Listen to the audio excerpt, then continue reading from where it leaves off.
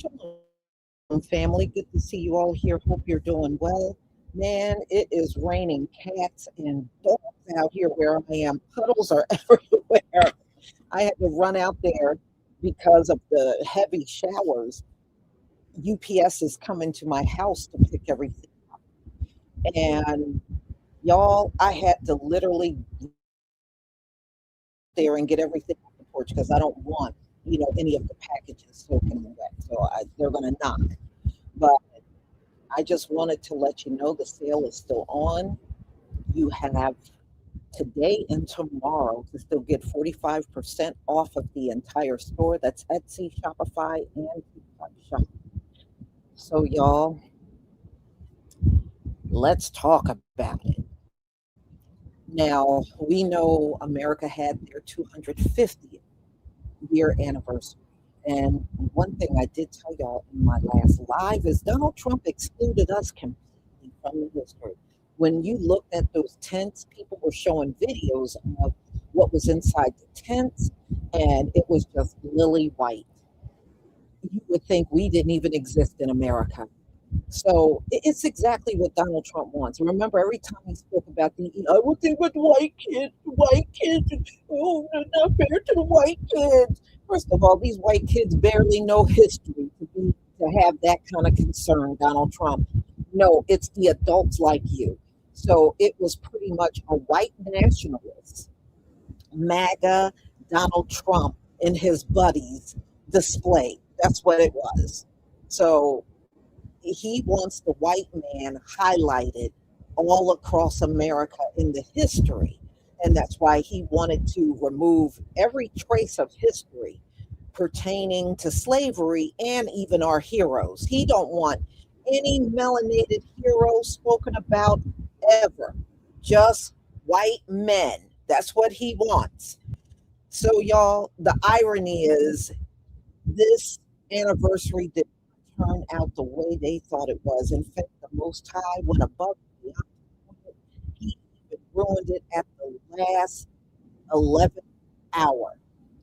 It started raining, and Donald Trump did not put us in any of the displays. And where did they have to run? Into the Black Smithsonian. I said, you got to be blind if you don't see the Most High's hand in all of this. He excluded us from the history and he made them run where the history was. He made them run into the building where our history is fully on display. He had to put everything back by court order. A judge told him all the stuff he removed, he have to put it all back. Whether Donald Trump like it or not, this judge said that is still also American history. But the irony, y'all, alt-right people had to run in the Black Museum for sure. See, no matter how much you try to write us out, we're still there. We're still there, Donald Trump. Nothing. Our Father tells us to remember the days of old. He doesn't tell us to forget history. Forgetting history, who that come from? A demon? Who that come from? A bunch of demons? No, we're not supposed to forget our history. We're supposed to always remember our history, reference our history if we need to. So, wow, of all the places to run when that major thunderstorm beared down on your asses, y'all had to run in the Black Smithsonian. I just love it. I just love it. And he made you all get down on the floor. You were all spread.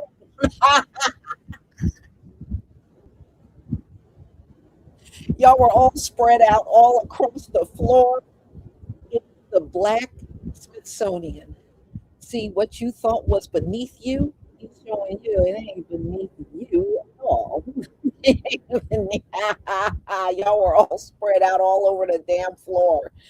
So, anyway, y'all, let's get to it.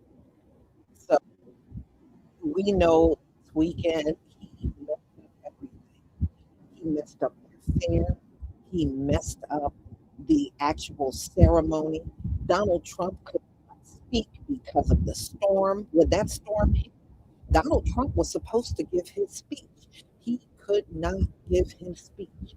He gave his speech later on to an empty stadium. There were no people there.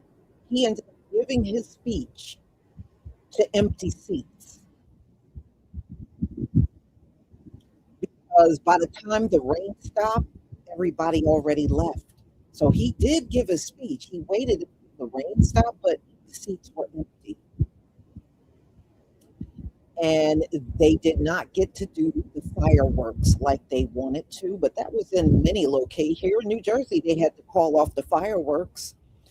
And in DC, Donald Trump said it was going to be the biggest display of fireworks in the history of this nation. Everything about him is big, big, big. So anyway, well, that did not go off the way he thought. And then they had to seek shelter in the blacksmith's. Isn't that where you did not want people to go to see all that Black history, Donald Trump? The most I make it look at it, whether you like it or not. I love it. I love it. So yeah, let me go ahead and share my screen so we can get started. So, these are people giving their opinions about the history. And, many people did not want to celebrate. Now, some people said they do want to celebrate. I don't, because the 4th of July is a Gentile holiday. And as a Hebrew, we don't celebrate with them and join them in their holidays. Be ye separate. So, no, I did not join them. I did not want to join them. I did not celebrate at all on the 4th. And those of you that thought it was important for you to celebrate, you do you. That's all I got to say. You do you. But I'm not celebrating along with these folks at all. Us and Gentiles are not supposed to celebrate together. So anyway, yeah. Here we go. Shoot screen. And some people were upset because Al Sharpton came out and said for people not to celebrate. But I don't care about Al Sharpton. He doesn't get to tell me what to do. But like I said, as a Hebrew, I was never going to celebrate their holiday. I didn't need Al Sharpton to tell me nothing, because I was never going to celebrate America's 250 at all anyway. Thank you for the ones, everybody. Thank you.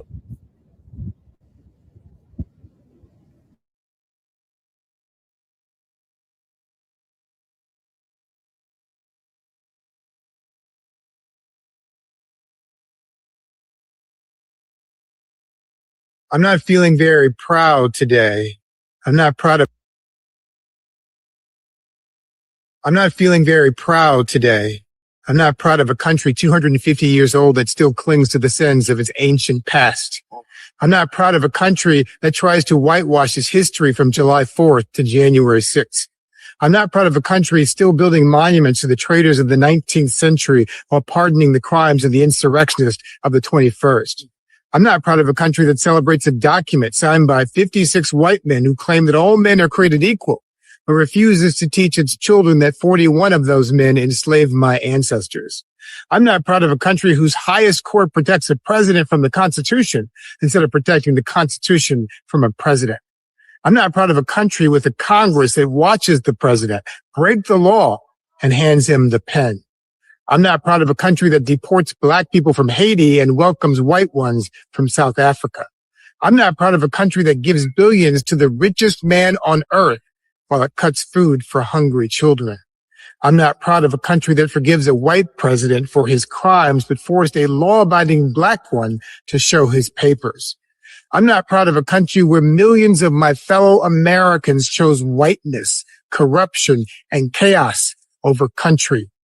I'm not proud, and I will never be proud until this country keeps the promise it signed in that building behind me, that all of us are created equal, endowed by our Creator with unalienable rights of life, liberty, and the pursuit of happiness.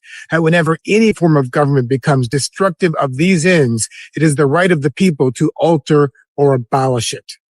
A 250-year-old broken promise. And you want me to be proud?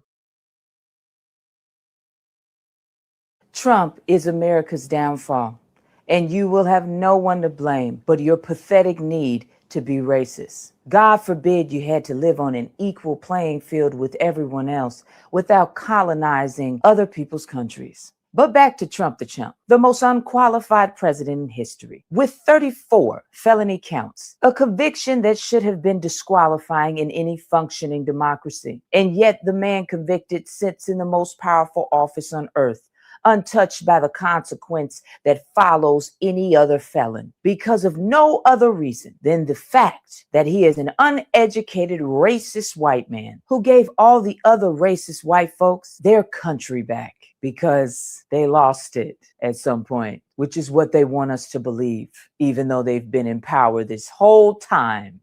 This government even tried to give the January 6 traitors reparations, because this is America. The presidency has become a vehicle for personal enrichment. That's how a trust fund baby who's filed for bankruptcy multiple times can become a billionaire while in office, with policy announcements that move markets in ways that benefit him and his degenerate family and friends. These so-called laws of the land that they don't have to abide by because they're rich and white, this double standard, will be America's undoing. Just look at the state of their so-called justice system, specifically the institution meant to be democracy's last line of defense. The Supreme Court has spent the Trump the chump years dismantling precedents thought to be permanent. The 1964 Voting Rights Act, signed by LBJ in the presence of Martin Luther King Jr., erased by a bought and paid for Supreme Court. The law rulings are being decided by the highest bidder.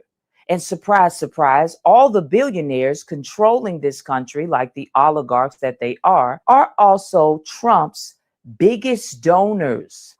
I wonder if has some kind of connection. Have you ever heard the term Rome wasn't built in a day? Well, Rome didn't fall in a day either, after it stole its inventions, architecture, agriculture, governance, and war strategies from Africa. But Rome did eventually fall. Rome, similar to the US, fell because of their belief that its laws were optional for the powerful. I will always believe that the separation from this corrupt system is the only solution for Black America, because within this system, we will always be forced to the bottom. That is how it was designed. And we can no longer settle for this when we know an equal society is possible, as long as pathetic racists aren't calling the shots. I love you, Black men. I love you, Black woman. Knowledge is power, power to the people.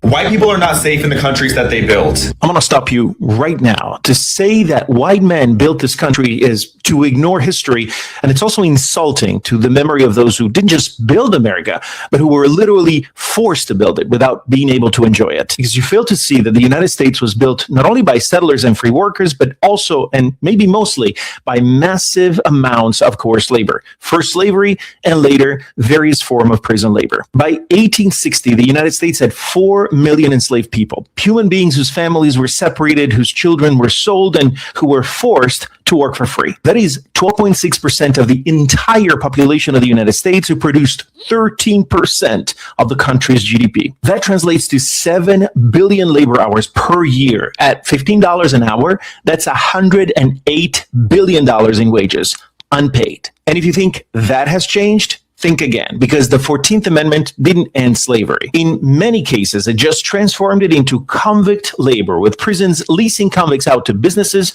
or using them to produce goods or services, often receiving less than $1 per hour. That's a $15 billion a year economy fed by a system that disproportionately punishes Black Americans who receive sentences that are 19% longer than white defendants for the same crime and have a 23% higher conviction rate anytime the jury pool has no black jurors. So no, this country was not built by white people. It was built on the back of black Americans who existed in a system that until 1868 allowed the sale and purchase of human beings just because of the color of their skin, and today has traded the concept of slave wholesaler with that of prison warden. Your video is a disgrace. Black women on the metro here in Washington, surrounded by those folks from the Patriot Front. And then on the left is that classic photo of Elizabeth Eckford surrounded by fellow students at Little Rock Central High School. She is one of the Little Rock Nine. The parallels here, the symmetry here is startling, Michelle. That photo is probably Pulitzer worthy. It's a little early to start talking about that, but that photo is one instance of a woman on a bus surrounded by people who are wearing masks, who are about to march in Washington carrying Confederate flags. But I see that photo and I see America's workplaces. I see America's school systems. I mean, those men are wearing masks, but they go and they surround women like her in their workplaces. They will go back to a place where they can take off their mask, and then they will be working someplace where their noxious ideas, will be put in place in hiring decisions, in decisions about who gets a mortgage and who doesn't. However, when I look at them marching, trying to project power, I don't see power, I see fear. Yeah. I see the projection of fear. I see people who are afraid of a future that has already arrived. They are afraid of an America that is multicultural. They are worried about a multicultural democracy. They are worried about losing power. They want to create an America where white people and white men are dominant. And, America has to then decide, do we want to hold on to our superpower status? Do we want to be prominent in the world, or do we want to be a supremacist nation? I see exactly what you see when you say you see fear, because they know what they have done with being the majority in this country. And so their concern is that we, black women, brown women, the black and brown folks who at some point will inherit the majority of this country, will do the same thing to them that they have done to us.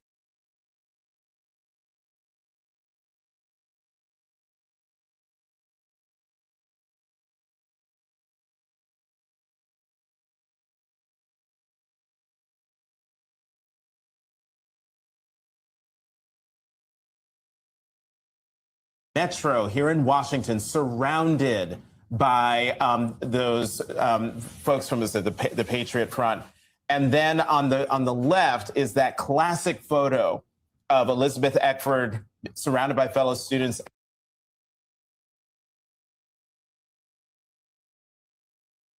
Inherit the majority of this country, will do the same thing to them that they have done to us. I keep winning today with these Trump supporters.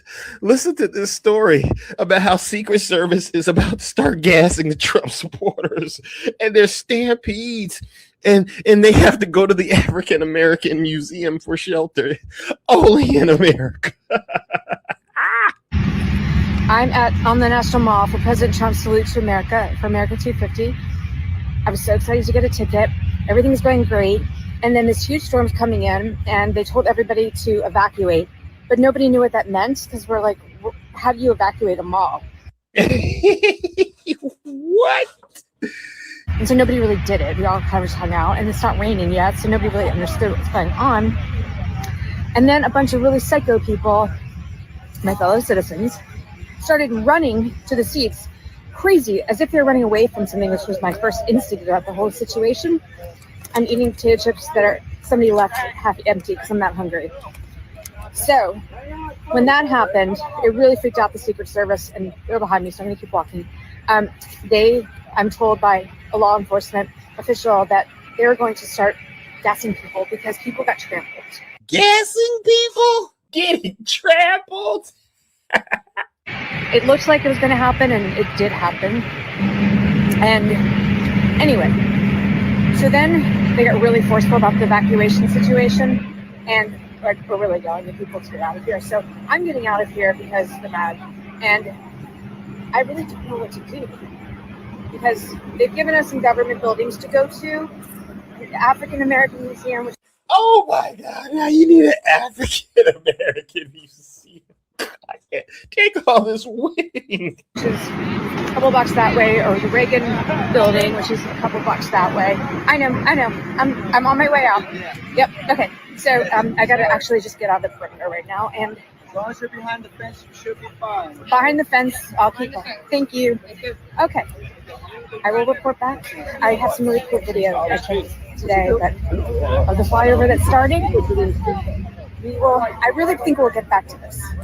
All I can say is, wow, what a treat. Once again, Donald Trump lured his supporters to the United States Capitol to see him in all of his glory.